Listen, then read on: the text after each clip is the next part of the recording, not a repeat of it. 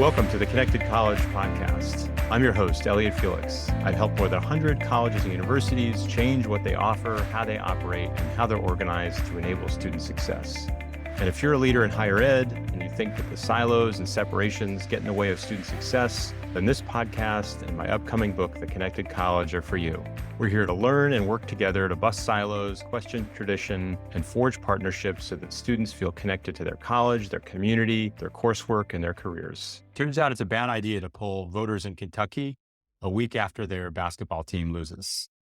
This is a lesson that Will Miller learned the hard way early in his career as a political scientist and pollster.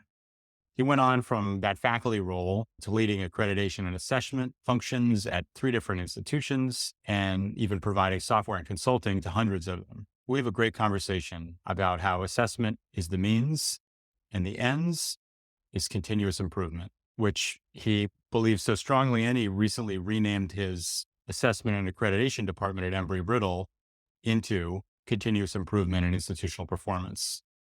I hope you'll enjoy geeking out on using data for student success as much as I did in this conversation.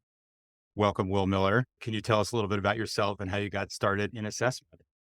Yeah, Elliot, absolutely. And, it's really fun to have these conversations and talk about, assessment in a helpful way when so many people, including faculty and university folks, view us as kind of a bureaucratic checkbox sometimes, really helping to kind of combat that stigma and talk about the ability for assessment to really contribute to the student experience, to student success, to the student journey. I always welcome. And for myself, I found myself in assessment. I'm a political scientist by training. I was loving the faculty life.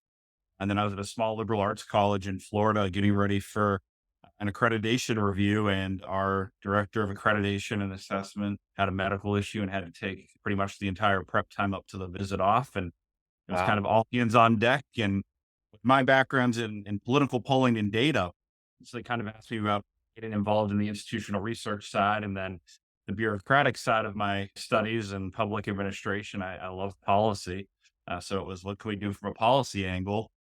So I agreed to, in a short period, kind of, in an interim capacity, lead these efforts, and then absolutely fell in love with the work and the ability to work with faculty and help them have positive impacts on student learning and the student experience and all of these factors for student success. So I did that for 3.5 to 4 years at that first institution, Flagler College. And then I left higher ed for about 4 years. And I went in and worked with a higher ed tech and consulting company that focused on assessment accreditation. And that was Campus Labs, which is now part of Anthology.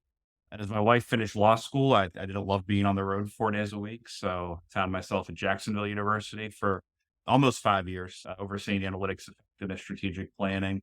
And then just in the last, 6, 7, 8 months, made my way a little further south in Florida to Embry-Riddle Aeronautical University, which is a completely different institution type for me.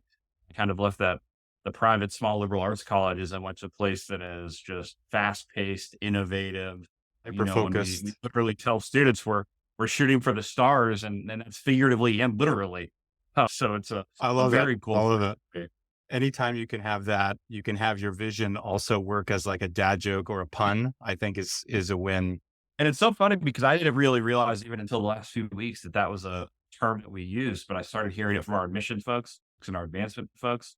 It's not the institutional vision, but it's definitely a marketing tagline that resonates, where I was like, yeah, that's exactly what we're doing. So it's definitely aiming for that and pushing boundaries. And it's really fun to be at a place like that on the assessment side because we can try new things, we can innovate, we can really drive.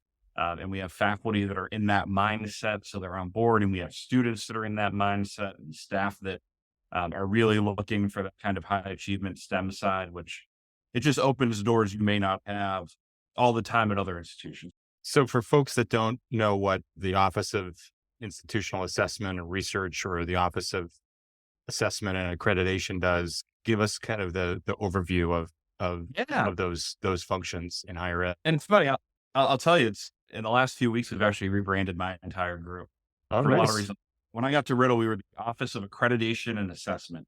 So we were in charge of ensuring continued compliance with, SAC COC is our institutional accreditor, and then all of our various specialized accreditors. So ABET for our engineers, ABBY for our aviation folks, ACBSP and AACSB for our business schools.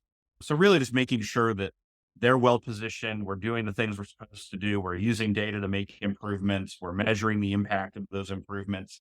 We're following our mission. All of that's a part of it. On the assessment side of the house, it's really about working with faculty and staff to goal set. It's stuff they do. They just don't always think about it in the way that, fits into a framework necessarily. But, what are your goals? What are you trying to accomplish? How are you going to know if you accomplish them? What are you going to do if you don't accomplish it? What do we do to keep moving forward? And then the IR side, which at Embry-Riddle is a little bit separated right now, the institutional research side, that's data aggregation. It's what all can we get our hands on? How many disparate systems do we have all over campus that are, collecting different data points on our students? And how do we bring it together so we can holistically look and figure out whether it's, what are our students' non-cogs before they enter, and their resiliency and their academic engagement and their self-efficacy on how strong of a student they are? How does that compare with who's actually checking into the library? And how does that compare with how students are doing with attending class, and then grades on assignments, and entering into Canvas for how many hours a week, and interacting with an LMS? So it's really about bringing all of that together and then figuring out, once we have this massive data lake, what do we do with it? How do we progress? At Riddle, when I had that accreditation and assessment day, nobody's excited to talk to the accreditation and the assessment people. Half the accreditation and assessment people aren't excited to talk to the accreditation and assessment people. So we rebranded, and a lot of institutions have been doing this. Florida State was really kind of inspirational for me in looking at titles, but we've rebranded as the Office of Continuous Improvement and Institutional Performance, where really is about what we do with the data. Getting accredited is not an end stage. Collecting assessment data is not an end stage. In reality, that's, setting the table for what the real fun and the real work is. And we wanted the name to better reflect that, it's not about doing assessment. It's about improving as often as we can. And it's not about just accreditation. It's about, as an institution, are we performing at a level that shows commitment to our students, commitment to our mission, commitment to our stakeholders, all of those pieces. I love it. So it sounds like there's kind of three legs of this stool. There's the accreditation piece. You're ensuring compliance. You're using data to make improvements, measure the progress. You're working with the institution to set goals and measure progress. And then thirdly, you're wrangling data so that you can connect inputs and outputs and activities and outcomes, attending a class, logging on to a course, going to the library. How does that correlate with student success and academic progress? And that third leg is so crucial. That data has to go in one place, because there's nothing more frustrating than getting to the end of a semester. I tell people all the time, what we do with retention in higher ed 95% of the time is we treat it like, I'd say an M&M study, if you're in med school, we're looking at morbidity and mortality. We bring out the cadaver. We talk about everything that went wrong. And then we don't necessarily take the step in higher ed to apply what we learned there to prevent other bodies from showing up for these studies. So much of my early time in higher ed was spent sitting around boardroom tables talking about, well, why did this student not retain? Figuring out a reason, and then being like, great, we did a good job. We determined it, instead of, okay, now who are the 300 students that are going to be next in for the same reason? And how do we stop them from getting here? What's the assessment? How do we sort of prevent that?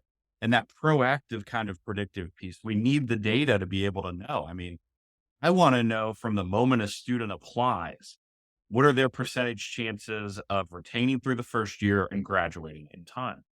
And if those numbers aren't what we want, it doesn't mean we don't accept the student or we don't take to the student, but it means we start to figure out what levers and dials do we have that have data that historically has shown us we can activate to increase those chances for that student to make it.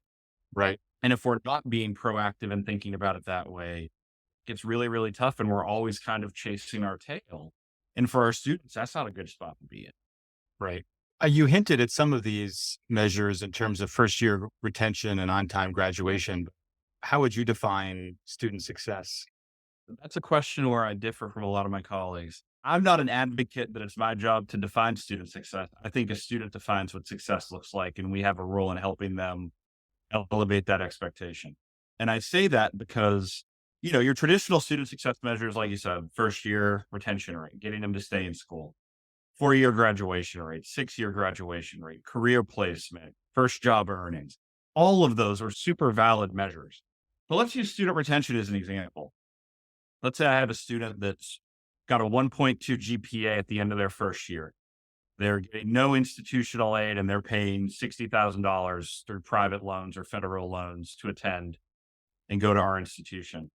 If we don't think that student has a chance to actually graduate in 4 years or ever complete, is it really success if they come back and start next fall, they're another $30,000 in debt, and then I fail them out at the end of the fall term, and I could have known that that was coming?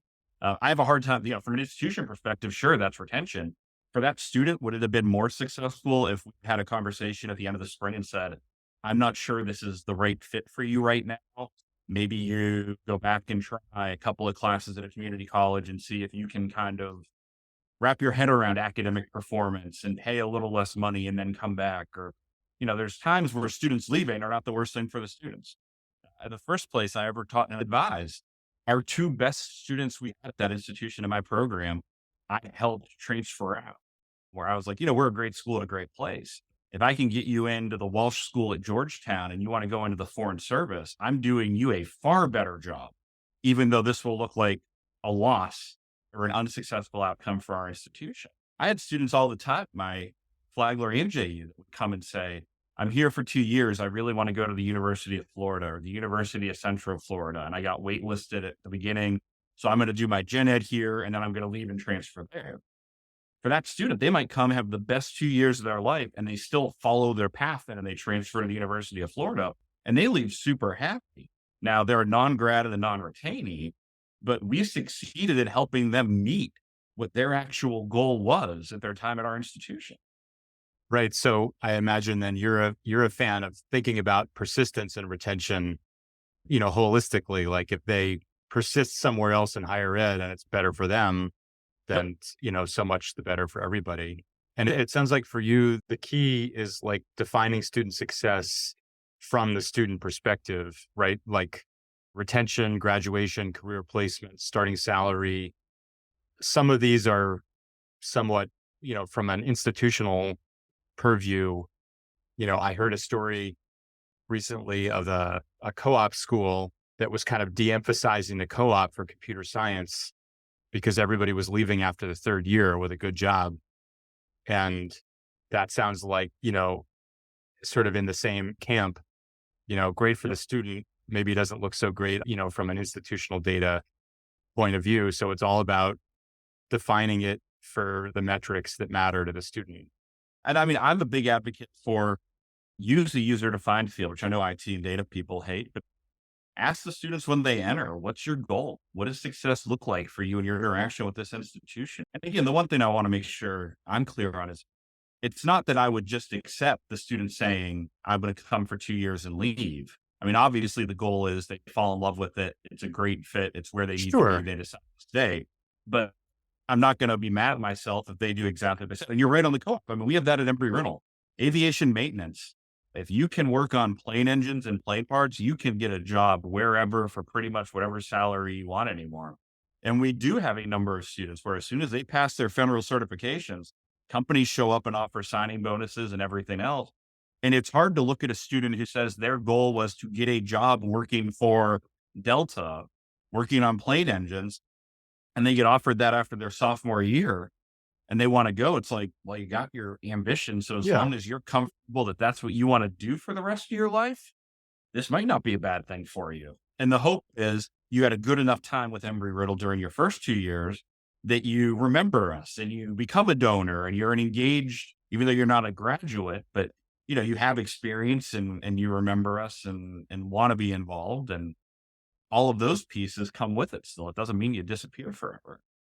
Yeah. So it's like the retention, graduation, placement, salary, those are all great. It's just don't pursue them at the expense of success as students define it for themselves. Yeah. And I'd say too on that, even some of those retention numbers or grad rate numbers are sure, it looks different in iPads if a kid graduates in 4 years versus 6.5 years.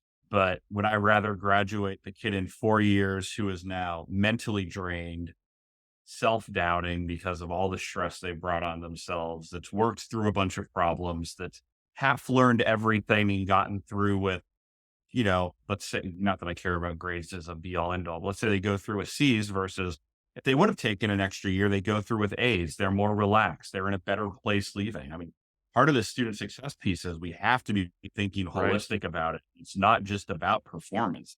I was a terrible advisor to students, absolutely terrible.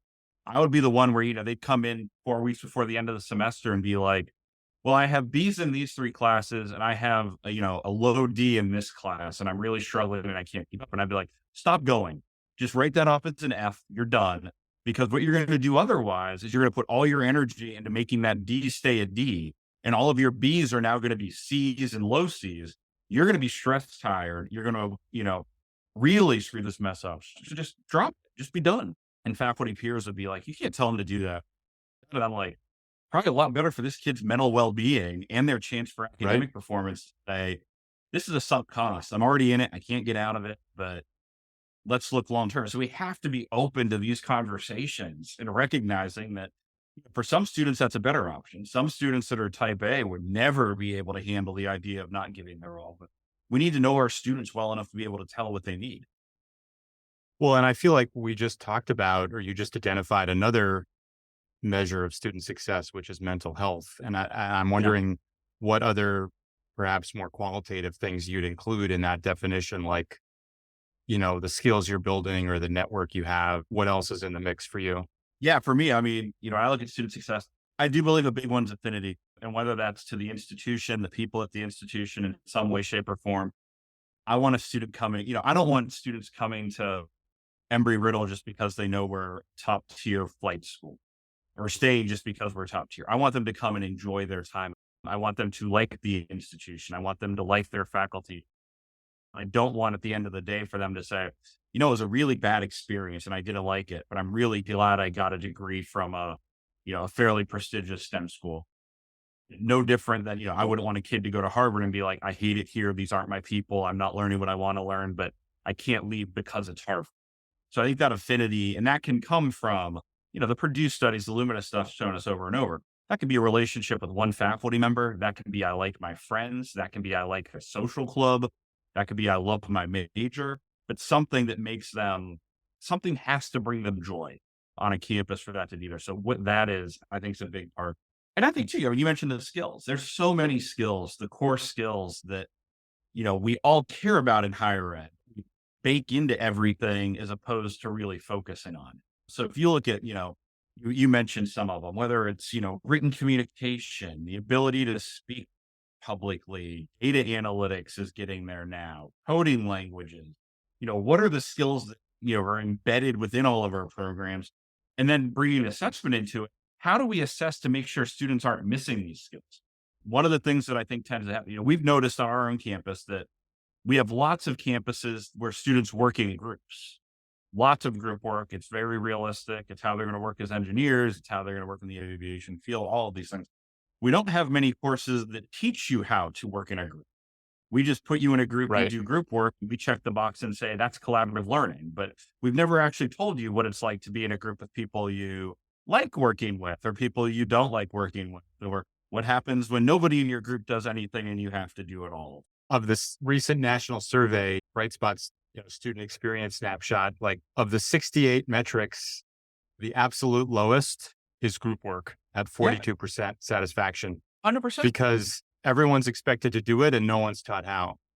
And I mean, Very, very few are taught are and from a taught how. faculty angle, it's horrible. Faculty, I think there's this perception that if you do group work, it's somehow easier because you have less papers to grade.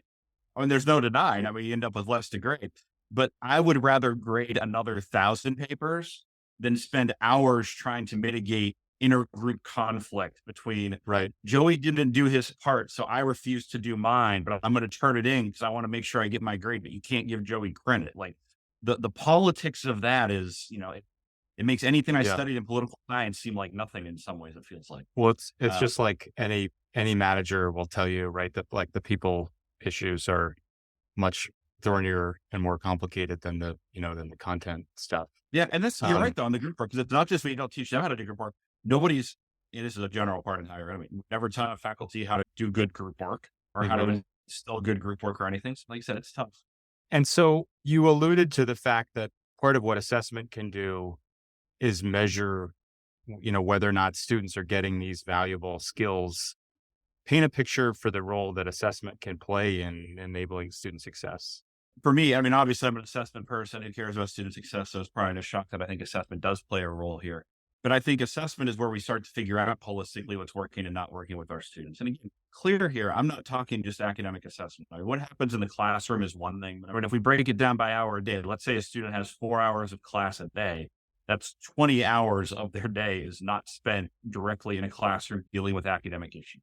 And we have to accept that in higher ed that, that is not the majority of a student's life, even if it gets a majority of their attention. But from the assessment angle, it's where we start to figure out things like maybe I have a student who is super active. He is the most engaged student we have. He has a huge network. Everybody knows them. Everybody thinks they're great. But what we learn through assessment is they never go to class. What we learn by bringing the data together is that's wonderful that they're doing so well on this side of the read, what they're experiencing. This side's missing completely. Or we have the flip student, which is 100% 24 hours dedicated to my studies. That is all I do. I'm not doing extracurriculars or co-curriculars. I'm not interacting with my peers. I just have my face buried in a book or a computer screen at all times. That's not success either. So it's how do we start figuring out, to advise these students to be well-rounded. And again, well-rounded Yeah. student defined. How do we make sure you're both doing well in the academic piece while also doing well outside of the classroom? And even more importantly for assessment, how do we include that to holistically look at student growth and development? There are gen ed competencies on any campus, I think. Critical thinking. As much as faculty help students learn to critically think, or at least give them exercises that require critical thinking, students figure out just as much about critical thinking from going to guest speakers, from being in club meetings, from talking to their friends, from being challenged on their views, from all of these different pieces. And how do we tease out and determine what's coming from the classroom side versus what's not coming from the classroom side? What's coming from experience? All of those components, and then really determine how can we duplicate and help students be more successful in that sense. So for me, the assessment part that plays a role here is it's where we start to ask our big questions on, what does success look like? Do we have different buckets of student success? Do we have different paths to get there? And then how do we make sure that these things are kind of functioning the way we would have expected them to, or if things are failing miserably, why did they fail miserably? And how do we prevent this from happening again? I mean, that's one of my biggest challenges is convincing people that it's not just okay to tell me a goal wasn't met. It's even better to tell me that it failed miserably and here are the warning signs to share with anybody else who might go down this path so that we don't waste resources, waste time, find things that don't work. So, I mean, unfortunately, with retention especially, for me, that's one of the biggest issues in higher ed is presidents and boards want retention numbers to go up quickly. So campuses will throw everything at retention. So all of a sudden it's, we want retention to go up 4 points. So here's 18 new initiatives. And then at the end of the year, because we did 18 new initiatives, retention goes up 4 points. We have no idea what caused it. We have no way of going out and again, untangling the threads to figure out that, oh, this new program played this role in that. This new program played this role. This new program didn't play a role.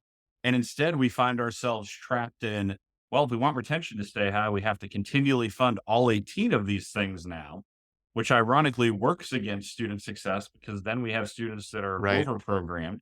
And we end up upping tuition at some point because we have to pay for all of the new programs we've created or the new outreaches or the new tools, despite not really knowing what's successful. And for all we know, some of them might work directly against what we're trying to do. So what do you do? Is it, piloting and randomized controlled trials and so forth to be able to distinguish, or how do you square that circle? That's the hard part because I mean, that's the ideal world is we just start piloting and randomizing and everything else, but it then requires the patience of we might not see the payoff from this for 2 or 3 years potentially or something. And that's, higher ed, I would say is not always, especially today for a lot of Or schools, fiscal trouble. They don't have 4 years to wait maybe to figure out how to up retention. And students don't know. It's one thing we always thought about is like, let's ask students what they think had an impact. But then we realized that, the student saw this one thing that was very direct and student facing. So they think all of the gain comes from that. But in reality, it was this thing students didn't think about that really had the biggest impact. So what you do is you assess, you have the question, you have the conversations, you have the questions. You also take away the fear element. And I think that's a huge component of it. I think people get very, if it's my program, I need to justify that my program works so that I can keep my job and keep my program. So you have to get people into a comfort level where you can say that like, hey, this didn't go the way it was supposed to. I'm not sure it's going to work. And they realize that there will still be work for them to do rather than, well, if I say this was a failure, I'm going to get fired and then I'm going to be gone. And instead, I'll just keep fighting that this is the most important thing we've ever done. Well, it strikes me that I guess another strategy instead of the 18 initiatives is pick the 3 or 5 that you can really focus on and make, instead of making 18 small bets, you make, 3 to 5 bigger ones. Yep. Is that, I can't believe I'm saying that because I'm a big fan of like small bets, small wins, piloting, prototyping. But I totally get what you're saying about, spread too thin, draining resources, over programming students, and you can't attribute gains and losses. Like, is there a, make some big bets instead approach to this? Yeah, I think there is a way to do big bets. And again, big bets are scary for all the reasons big bets are scary. But I do think, as much as I say students might not realize what had the impact, students can help you think through what the big bet should be. The ability to sit down with students, whether it's interviews or focus groups, and have them walk through and kind of, if what the new programs were, the questions that I have found always work are things like, say you do a new first year experience. That's one of your big bets. Right. And retention goes up and you want to see what the impact was. If you get 20 students in a room or 10 students in a room and you start talking about things like, so imagine back on your freshman year and let's say there wasn't a co-curricular requirement. We didn't make you go to a certain number of events. What events would you have not gone to if we didn't make you? What friends did you meet at those events? What things did you take away from those events? What do you remember about those events? And if students are able to sit there and reflect in that way, you start to figure out like what really did become core to their first year experience or their second year experience or whatever it is. And that will help you kind of figure out like, these are the ones that students clearly experienced, remembered, if you get the right information, had kind of the positive spillover. Not just that they get that event, but it got them out of their room and they met these 4 other people that they're now good friends with, that they've, strong affinity for the institution from. So I do think that helps you with, being honest, even though it does lead to some of the over programming and the resources, you could find out that you really need all 18.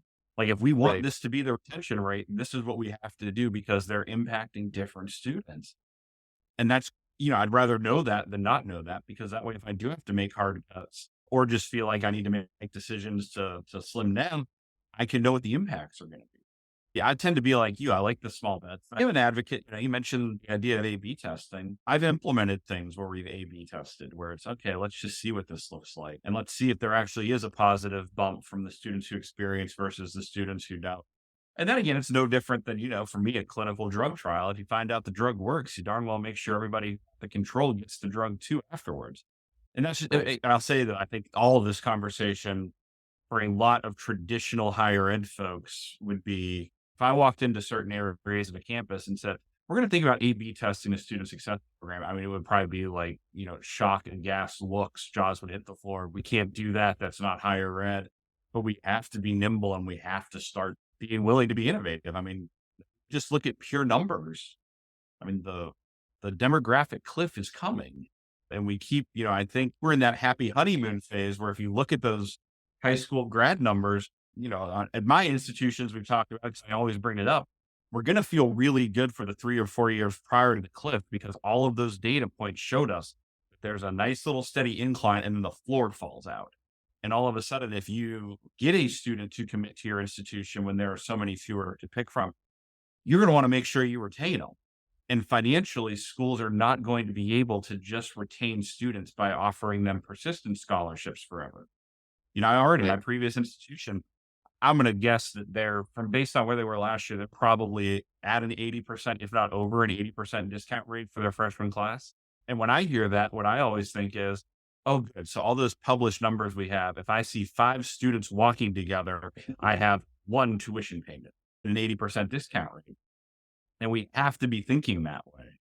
And we have to be thinking that, where am I better off from a student success and a student's experience standpoint? Giving 1,000 students an 80% discount and having, roughly 20%, or giving 500 students a 40% discount.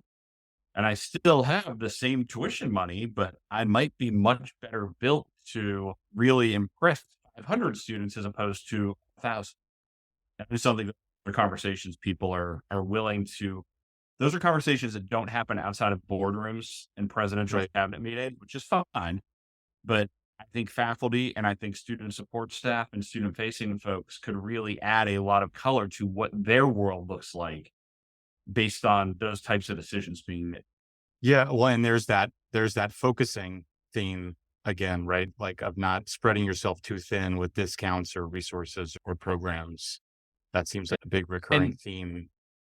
And the other thing to your point about big bets and small bets, let's go back, 8 years ago now, where the New York Times was talking about nothing but lazy rivers in higher ed and all these great student amenities. You can't be last in the game. But at the same time, you can't do just a straight, if we build it, they will come field of dreams approach. So it's figuring out how do we find something new and niche and innovative that will get students interested and get them to stay. And we do it early enough that we're not seen as lagging, but we don't do it so early as students don't know what it means. And again, I'm thinking back to my own college search. I mean, I looked at a private institution that had, one of the most amazing indoor water facilities I'd ever seen. And my whole thought process was, this is the only one I've seen. This seems weird. Why is all their money going there? But I also didn't want to be at a school that creates that at the end. And then all the students are like, oh, look who finally joined the party. Unfortunately, I've already decided we like all of these other places. So it's thinking into the future, being willing to. Yeah. And I feel like you covered so many of the ways that assessment is changing, like focusing on what you do with the data, not the data itself, predictive work, thinking into the future, working in partnership with people so they don't, run when they see the assessment folks coming. I appreciate that, and the advice. And I would love to hear a few examples of how, like specific examples of how assessment enables student success, other things you've done or projects you've heard about. Yeah, and I'll start with a purely academic one from the faculty on. With assessment, it's morphed over time. It's grown over time. To an average faculty member, they're going to say, that the expectations have risen exponentially.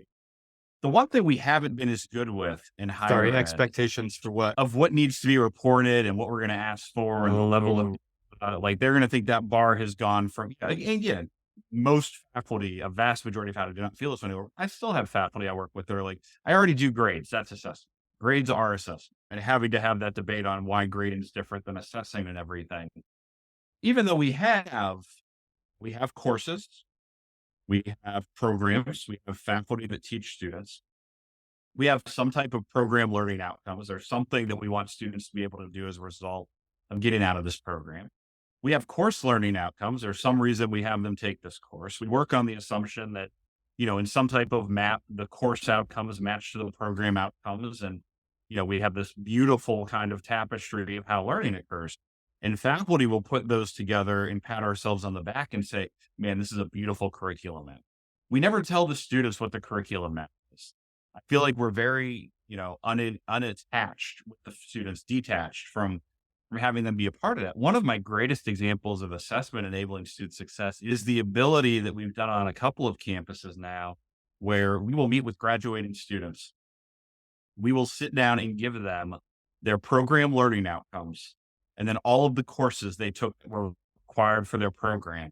And we ask them, what was the curriculum at? Where did you learn this? When you think back, where did you pick this up? What course told you about this? What course was the stepping stone?